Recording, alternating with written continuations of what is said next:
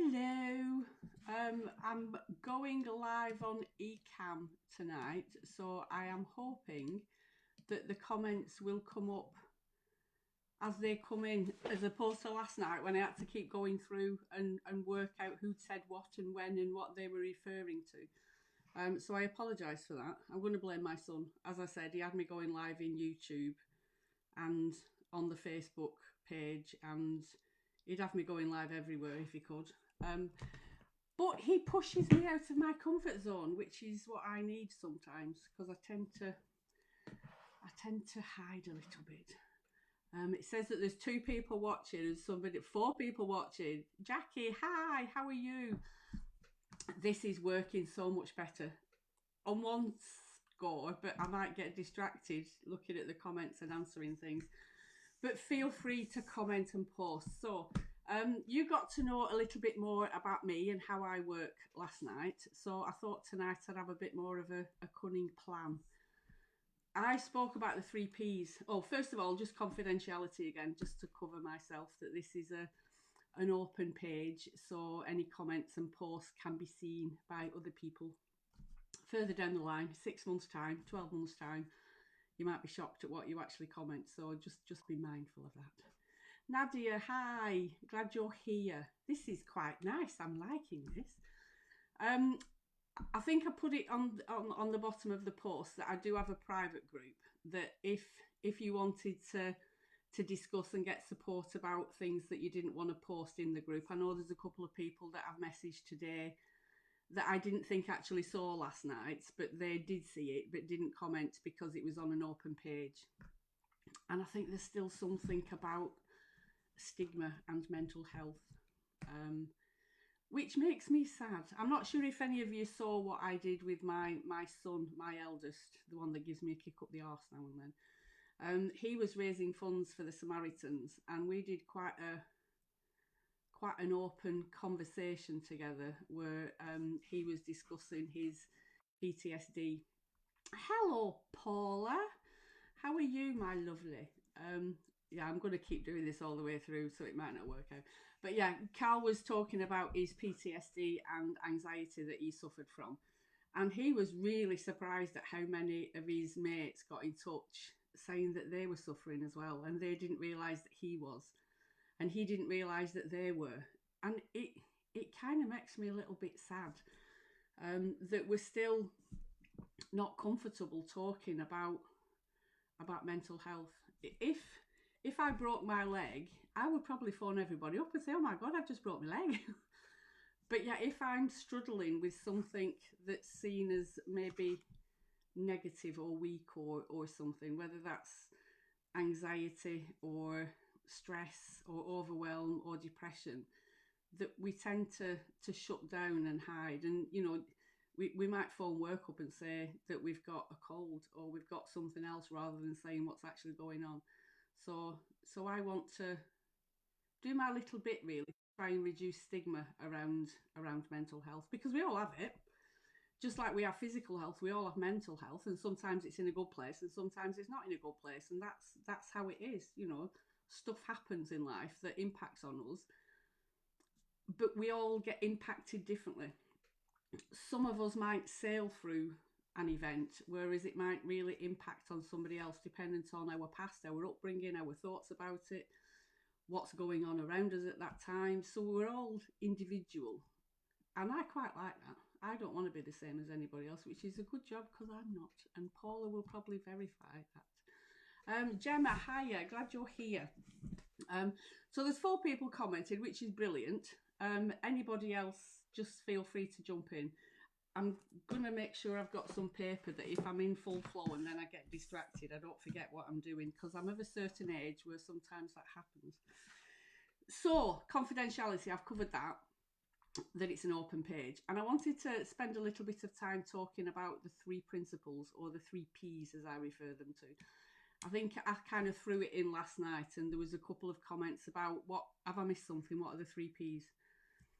I'm trained in transactional analysis psychotherapy. That's the training that I did that qualified me to be a psychotherapist. But amongst all of that, I learnt about something called the 3 principles, which was I think it was in the 70s that it first came about by a chap called Sidney Banks, who was a Scottish welder.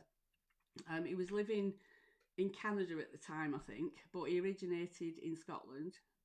Wasn't very well educated compared to some of the intellectual people that he associated with, but he came up with this. He had a bit of an epiphany on how simple being a human being is if we don't interfere with it, and that kind of fits well with me because I like simple.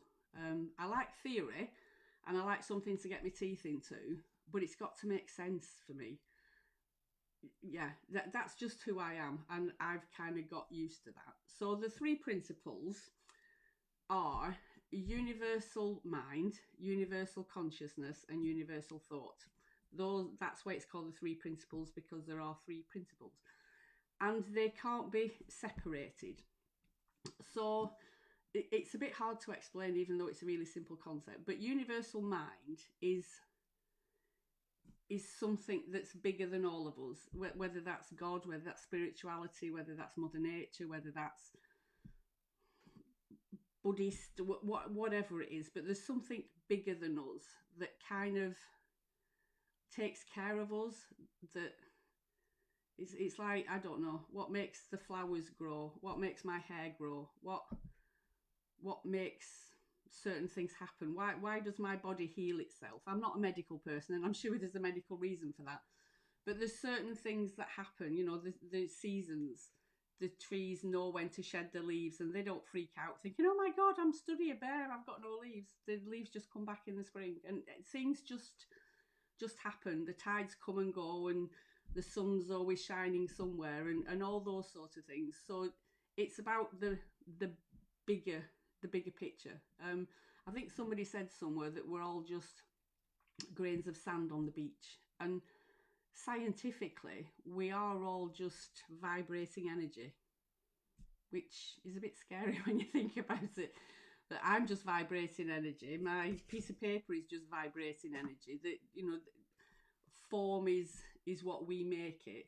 Literally, we're just balls of energy that interact with each other and things like that.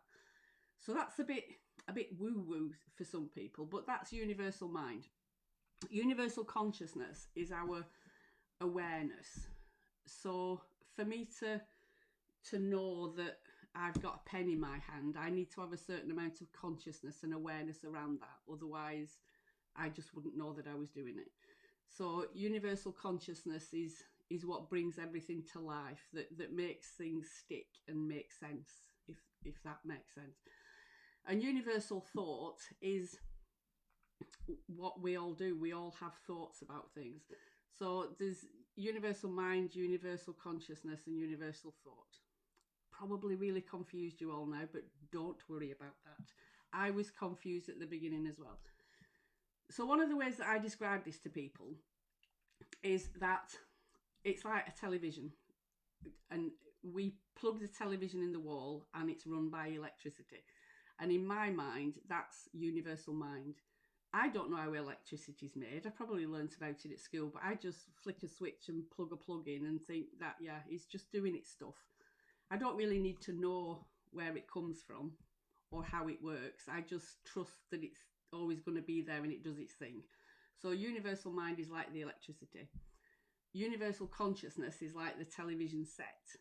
It gives our thoughts something to hit against. If we didn't have consciousness, we would have thoughts that just went poof out into nowhere. They wouldn't stick. We wouldn't remember it.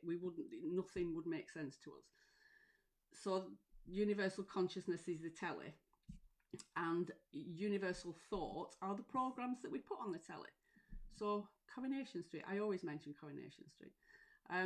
So that's the thought. So the thought is the program. That's what we're thinking all the time, is the program that's in front of us.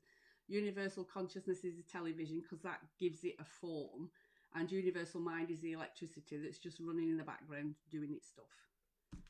Does that make sense? My numbers are probably going to drop down now while I'm trying to explain that. But to me, it's quite simple. And if I start to talk more about the three principles, if I pick consciousness. Our consciousness fluctuates moment to moment, day to day, all the time. If I'm aware of my thoughts and my actions, then I've got a high level of consciousness and awareness. So, and I do talk personally about stuff, and I'm quite happy to do that. Certain things trigger me. My ex-husband triggers me. If I see his name ding up on the phone, I have a reaction. I do, and I'm quite happy to say that. But when my awareness is at a good level, when my state of mind is in a good level, when I'm quite happy and the world is a wonderful place and everything, I know that I've been triggered and I don't necessarily respond to it or react to it. I just kind of go, it's him again. I'll answer him later on. Carry on with my business. If my consciousness, my universal consciousness and awareness is at a low state, so if my state of mind is quite low, I might have, I don't know, had a difficult time. It might be raining. I might have to go out and I don't really want to, and I'm just feeling a bit meh.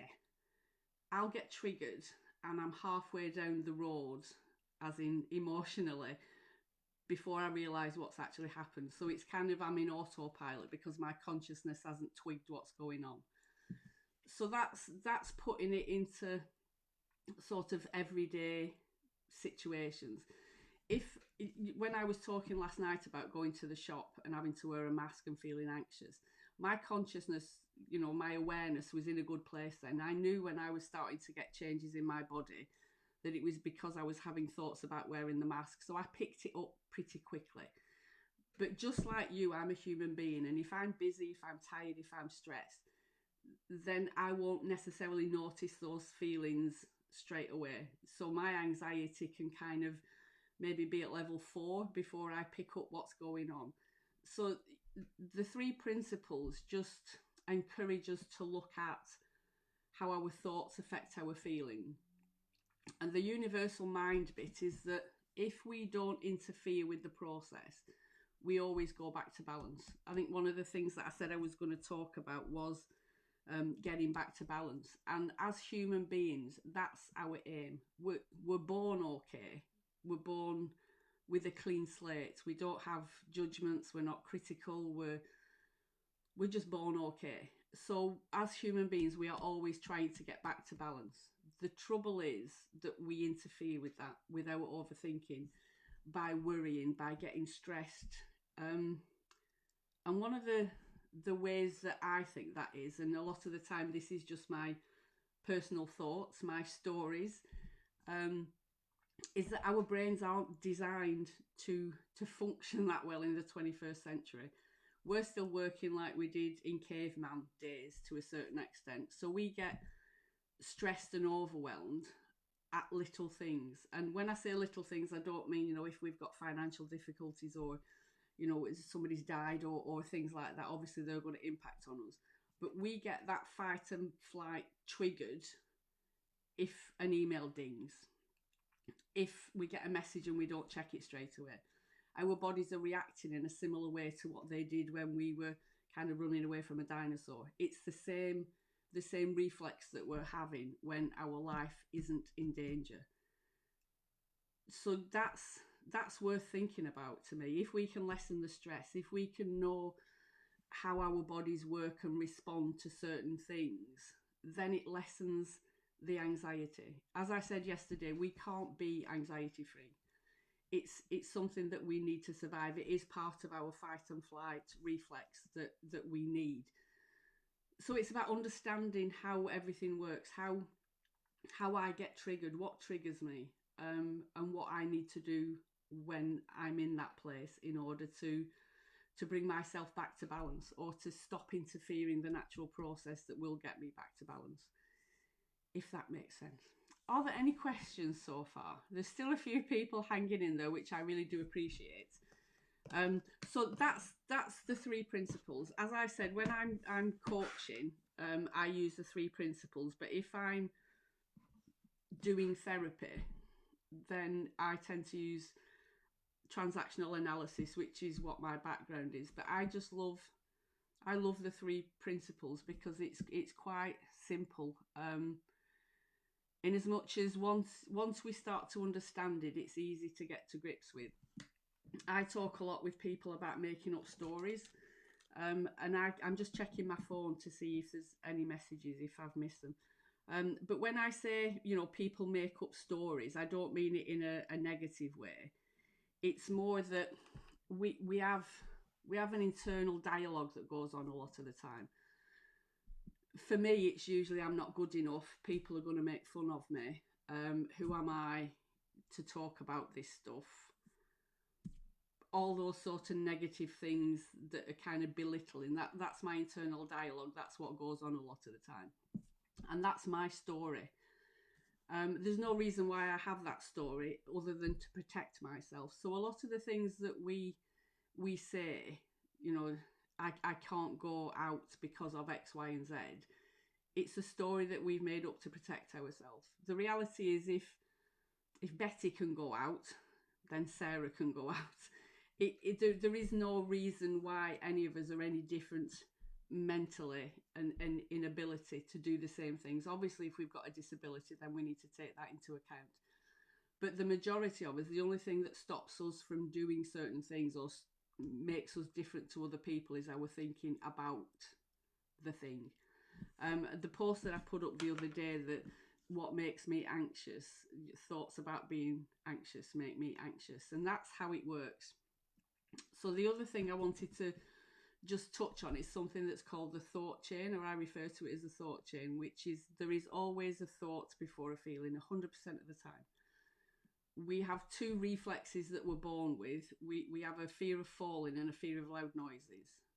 And the only two times that you will have a response without a thought are those. If you hear a loud bang or if you're going to fall, those are instant and the reflexes.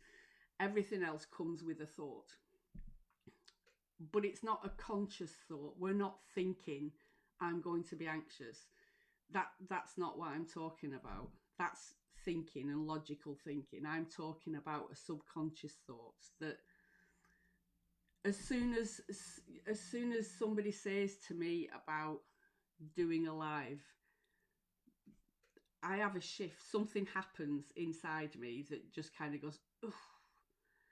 There's a subconscious thought connected with that goes a zillion miles an hour that says you're rubbish, you're no good, you can't do that, who's going to listen, who's going to want to hear it, blah, blah, blah, blah, blah, that internal dialogue. So it might be with you around, if you suffer from social anxiety, it might be if a friend just a dropped comment that says, oh, we're going to a party, do you fancy coming? Split second, as soon as you hear those words go in your ears, your little panic person will go, oh my God, you can't do that. If you do that, then what if that happens? Last time you went, you felt really crappy and this happened and you got drunk and you made a fool of yourself. Blah, blah, blah. So it's all this subconscious stuff. It's not that we sit there and have all these conscious thoughts about it. It happens at a much deeper level. And we can't often do anything with it when we're not aware that that's what's going on. But what we can do, me when I go near doctors or hospitals, so there's some anxiety around health there for you maybe. And I to a certain extent, I can relate to that. It's not unusual. There's an awful lot of people that have a fear of going to hospital. But your fear will start before that, I would imagine. If you have a sniffle or if somebody around you gets ill, that subconscious internal dialogue will already be whirring. It will already be doing its thing. And definitely. If there's anything I can say, Gemma, that could possibly help you with that, is that when we know how we react and respond to something, it's about just understanding that it's happening for the best of intentions. If you can imagine that there's a little person inside, if your anxiety or your fear is a little person, it's doing the best that it can to protect you against something it thinks you need protecting against. The issue is that we don't need protecting against it. I would imagine, and I could be completely wrong, you could be a very healthy person that's never set foot near a doctor or a hospital. but the thoughts about doing it are way worse than the actual reality of having to go and to do it. And that's what anxiety does. That's what our fear does. That's what all the what ifs are about. It's doing its best to protect us from something it thinks we need protecting against, but we don't. So yeah, I hope that kind of makes sense with some of this. And I often talk about befriending anxiety. We can't get rid of it. We can't shut the door on it and never get anxious again. That's an impossibility, because we need to feel anxious at certain times. And befriending it might seem a bit, yeah, that's never going to happen. I hate it.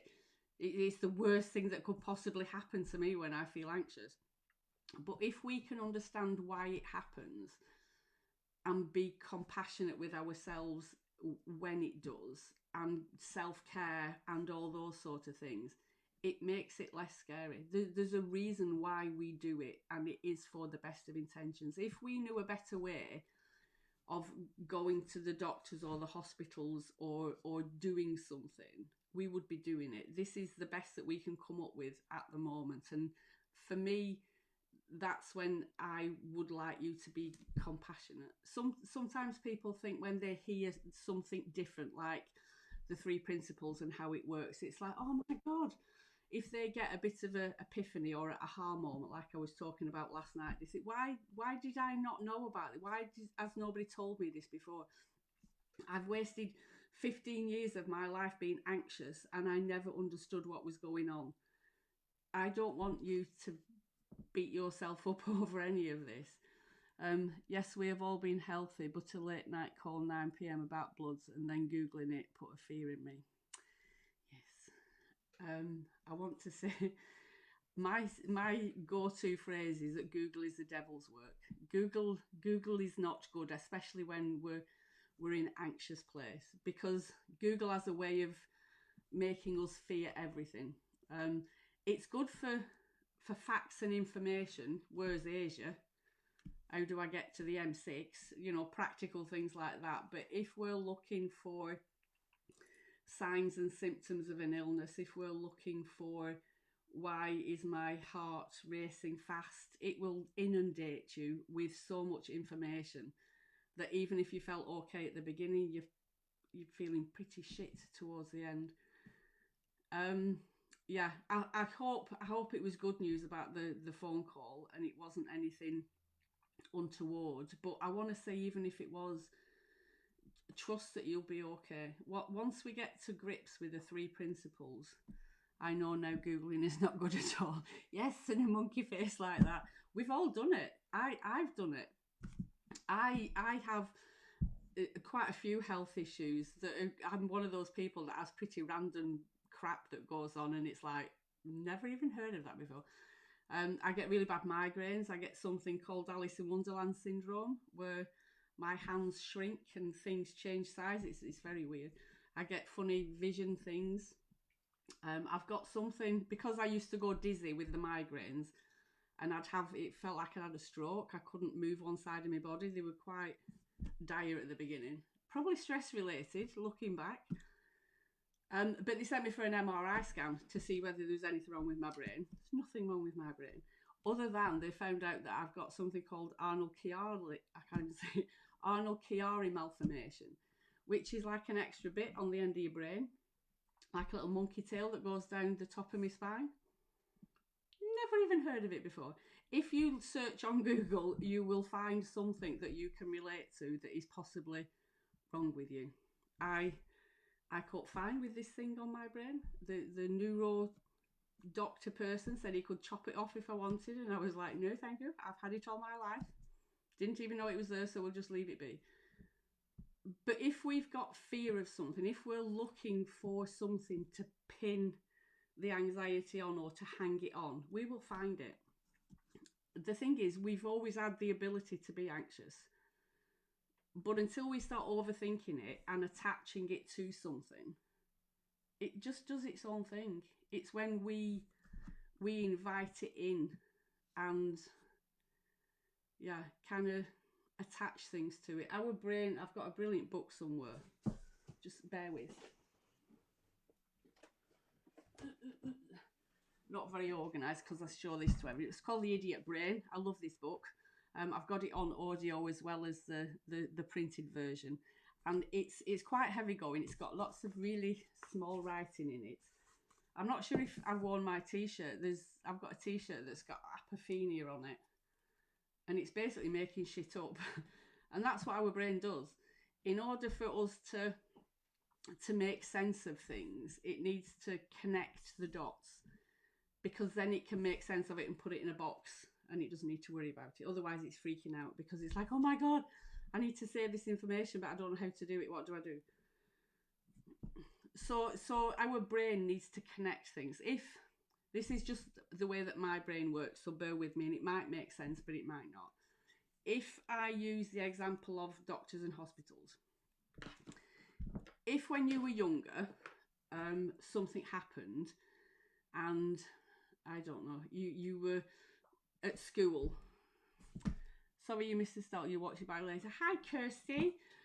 If you were at school when you were younger, say for example, and you had a phone call and something had happened and you were taken out of class and you had to go to the doctors for, I don't know, an inoculation or something, and it was all a bit rushed and it was all a bit manic and everything, your brain would start to connect those feelings with the doctors because it needs to make sense of it. So it might be that when you went back to school the week after, if somebody came in through the door, you'd get that feeling in case that's going to happen again. So then it starts to connect something else to that event. School, the door opening, all sorts of random things. If my mind is giving false alarms, thinking that email notification is an attacking lion, why wouldn't we teach it to behave correctly? Very good point. Yeah, how do you teach your mind? Is it always easier just to accept until you figure this out? Yes. In an answer, our brain does what it does for the best of intentions. And that's the bit for me, is to be compassionate and to understand that if it knew a better way, it would do it. So often it's about us being triggered, having those thoughts that then lead to a feeling, but just learning to sit in that uncomfortable place, knowing it will pass. We don't need to carry it on. We don't need to add to it. It's a normal thing for us as human beings to respond and react to things, but we will always get back to balance. And for me, that's quite a big thing. No matter how scared or how fearful I get now, I know it will pass. And it still does. I still get anxious. Like I said, it's not something I can get rid of. Going with the mask on, sitting here in front of this camera, knowing it usually starts about 6 o'clock at night, and I start thinking, oh God, I've got that live to do at 8:30. Not sure how that's going to go. What if nobody turns up? What if I freak out? What if? But I know that's my process. And it's got nothing to do with me being in front of the camera and everything to do with my thoughts about it. People sit in front of cameras all the time. People do lives and make money out of it and love it. So I know it's not me sitting here physically in front of the camera. It's my thoughts about me having to do that cause my feelings. So I use the phrase be curious all the time. And that's something that I would encourage you to do, to just be curious. You're doing a great job. Oh, Jackie, bless your heart. That's really nice of you to say. I wasn't saying it so that people would praise me. I'm just trying to put things into context so that you can understand it. Yeah, we all get anxious. I was a foster carer for 14 years, and we fostered quite difficult teenage boys. And the trouble always started when they got off the school bus. And it wasn't until probably, I'd say about 12 months after we finished fostering, I noticed that a bus could go past without me having a reaction to it. But somehow I hadn't noticed the reaction when they were there, when the bus was going past. But I was having what I call them a whoosh, when you have that shot of adrenaline where it's just kind of like at 3 o'clock every time the bus went past. Oh, thank you. People are loving my lives. but the bus would go past. It was the 361, I think it is, that goes past my house. I would have a reaction to hearing the bus. Wherever I was in the house, I would have that whoosh. And it was because there was always trouble when the kids came home. So I'd started to connect the sound of the bus, the kids coming in, trouble, police arriving, all this sort of stuff with hearing that bus. But it happened so fast. I didn't catch the thoughts around it. It just went straight to the feeling, or that's what I thought. So if there's something that I could encourage you to do, it would be to just be curious. If you're feeling that whoosh, if there's something brewing for you, don't try and stop it, because if we try to stop something, we've got to think about it in order to stop it, if that makes sense. Don't think about a big pink elephant. The first thing you think about is a big pink elephant. So just allow it to do its thing, knowing that you will come out the other side. And I know that's difficult when you're in it. I've been there. I've had those panic attacks and felt horrendous. But I'm here now. Our body takes over, it clicks into action. A lot of the fear is the fear of the fear. That's how it kind of works. So I hope that sort of makes sense. I'm just checking what I've got, some things written down. I don't know how to say your name, I'm sorry. Is it Aniki? Is that how you pronounce it? My Lancashire accent isn't the best when I'm pronouncing names. You mentioned a comment about stepping stones, and is there 3 principles, or is there a stepping stones or a process to better manage anxiety? And being curious about our own anxiety is probably one of the first things, because our own anxiety will be different to anybody else's, because we're unique. So our triggers, our responses, our reactions, the way that we think and feel will be completely unique to us, which is why I would say Google isn't the best place. I know for me, one of the first things that happens when I'm starting to feel anxious is that I notice I do that a lot. You might notice it when I'm doing my lives. Every so often I'll just go, because I need to fill my chest. Another thing is my throat. I usually have a bottle of water with me if I'm feeling a little bit stressed or anxious. I have these funny little quirks, but I know them now. And the fact that I know my process means it's less scary. So it's about you being curious about what are your triggers, how do you work through them, what works, what doesn't work. Some people like company when they're feeling anxious. Some people don't want to be on their own. For others, that is the worst imaginable thing, is to be with somebody and feeling panicked. So it's about just understanding what that's about. Why do I feel that way? You know, what is it that makes me safe or unsafe in certain situations? And when we pin it down, a lot of it is our thoughts around it. That's where it all starts. So the stepping stones, I would say that one of the big things I would say around the 3 principles is it's an exploration, not a prescription, which sounds a bit deep. So it's not like I can say to you, right, if you do step 1, 2 and 3, you will get to this place, and then all you need to do is step 5 and 6 and sorted, everything's hunky-dory. That's not how it works, because it's about getting your own insights around how it is to be a human being, not just with anxiety, but with depression, with stress, with overwhelm. It works exactly the same. Some people say to me, will the 3 principles help me with obsessive compulsive disorder or stress at work or in my relationship? Yes, it works with everything, because it's just about learning how we as human beings are, how we respond, react, interact with each other. So yeah, it's just about being curious. What else have I got on my list? Somebody posted in the private group about having a lot of anxiety last week. They kind of felt like they were getting on top of it, and then there was a lot of anxiety last week, and they were feeling a bit overwhelmed, and it was a bit hard.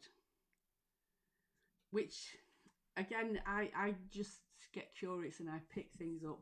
a bit overwhelmed and a bit hard. It sounds to me that there's something there that you can't say, that you felt overwhelmed and it was really fucking hard. And it's okay to say that sometimes. If anything, I would love to give everybody permission to just say it like it is. There's something about us fearing it being weak, feeling like we've got to beat this. It's something that we need to beat. And once we've beaten it, we never need to go there again. And that's not how it is. I know for me, I can have weeks, months of not feeling anxious. That was my question I wanted to ask. I suffer with OCD and rituals. The lockdown made me a whole lot worse. Yeah, I can imagine. If you explore the 3 principles, you will find it helpful. Again, obsessive compulsive and rituals, it's all about security and safety. There's something in the thoughts, and I don't know that much about it, and you will be the expert on this. So correct me if I'm wrong, Jackie, is that there's something about the security around repeating the behaviour, or if I don't do it, then something bad will happen, which to me are the opposite sides of the same coin. It either makes you feel good doing it, or not doing it makes you feel horrendous. But a lot of that is about your thoughts and your thinking around it. Because shall I put myself out there? I would 100% say you weren't born with obsessive compulsive disorder or OCD and rituals. It's the bad will happen. Yeah. Which, my heart goes out to you, because sometimes with rituals and having to do that certain behaviour, it really impacts on your life, and that's difficult in itself. So, I'm glad you're here, and ask away, and if there's any support that I can offer, then I will 100% do that. But you weren't born with obsessive compulsive disorder. As I said, we come into this world okay. So it's about being curious. What is it that I think is going to happen, and is that the reality? And what can I do about that? And that, I don't know whether you refer to your obsessive compulsive disorder as a separate thing. I don't know how it works for you.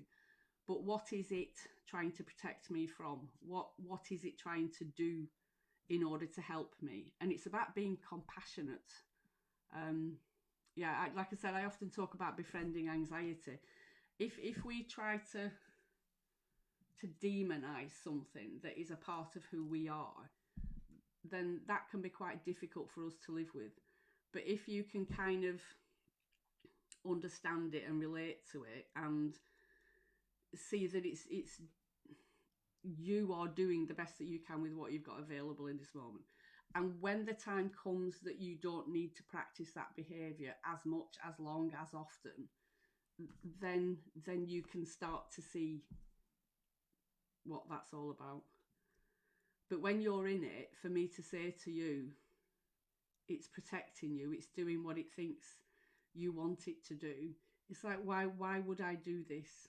Why would I give myself anxiety or these feelings? That doesn't make sense. So it's not about you consciously making the decision to stop this. It's about you just exploring it, just being curious about behaviours. All our behaviours, we all have certain behaviours because of the things that we go through. So it's just about really being curious and compassionate with yourself. That's the big thing. I'm a firm believer in self-love and compassion and all that sort of stuff. So I hope that's piqued your interest in some things to just explore a little bit more. But feel free to disagree with anything that I say. I'm not the expert on anything or anybody except myself. And I'm always open to learning. I've worked with some people that have obsessive compulsive tendencies. I have obsessive compulsive tendencies. I might talk a little bit later on the week about different personality types. One of my personality types is that I have obsessive compulsive tendencies. but it's never really got hold of me for some reason. Other things have. You'll message me privately. Yeah, feel free. Um, have you joined the private group? Anxiety, stress, and mental health support is a private group. If you wanted to be amongst other supportive people, then feel free to pop over to that. The other one is that somebody asked. This is me too with the negative thoughts around the doctors and hospital. Yeah, I think I'm so pleased that I've said this before, that there aren't any questions that are out of the realms of sensible. We all have similar questions and similar fears, and I think it's really nice to know that there are other people around there. We can support each other. This is not just about me being here and talking for an hour and you going away. There's a lovely group of people here that can support each other. Marina, I find being compassionate about myself so difficult, as I hate myself for being anxious and suffering panic attacks. Yeah. Again, you're not alone in that. Often we think, why, if this is me, why am I doing this to myself? Why would anybody do this? Please don't hate yourself. I will keep knowing and keep saying about being compassionate. If we knew a better way to live our lives, we would do it. This is not something that we consciously inflict on ourselves. It's because some part of us has worked out that this is the best way to get me through. And it's about introducing the thought or the concept that maybe we don't need to do this, or we can do it to a lesser extent. We can't get rid of anxiety. But being judgmental, being critical, beating ourselves up, slating ourselves, getting angry aren't gonna help the situation. Although, to be fair, when I was suffering from anxiety, anger was my go-to emotion. Yeah, I felt much better when I got angry with myself and pretty much everybody else around me. I used to be like that, but one day I decided that I can tell myself only these things that I am able to tell to my best. Really good advice, love that. Would you tell those things to your best friend? No, the majority of us wouldn't. And that's something that I say, that internal dialogue that we have with ourselves. We wouldn't dream of saying that to somebody else. I'm not sure if you saw it, but I think it was Dove Soap. I've tried to find it and I think it's been took offline now. Did something where they got people to talk about their innermost thoughts and feelings and how they thought about themselves, that I'm fat and I'm ugly and, I'm no good as a friend and I don't know why people want to be around me. And then they shot this film where they had an actress saying those words out loud. And the person that had said them in the interview could hear it and they were like, why would you say that to somebody? I can't believe that you're saying that to that poor woman.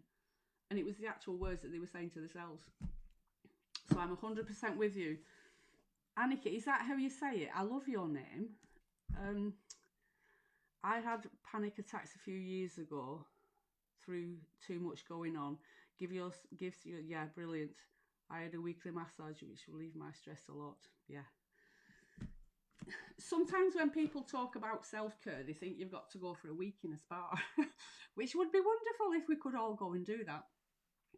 But it can be anything. It can be listening to 10 minutes of Headspace, the app that you can get, wind chimes, stick your earphones in and just chillax before you go to bed. Or, some people do a bit of meditation or mindfulness when they wake up in the morning, reading a book. Just go and sit on the loo in the bathroom for 5 minutes and just take some deep breaths. It doesn't need to be anything major.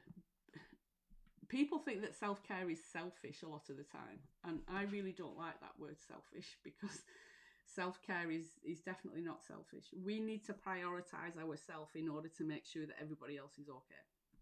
And it's kind of like the battery, if we're giving it all out the other end, which is exactly what Gemma was saying, there was too much going on, so we're giving out lots of stuff.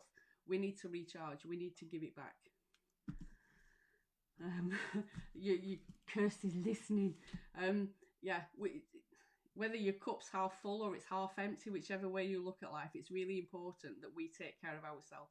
If we're, you know, we with the kids, we need to just chillax. Before now, I've said I'm going to the loo and I've not. I've just sat on the floor just to give myself a bit of headspace away from everybody else. I'm a single mum.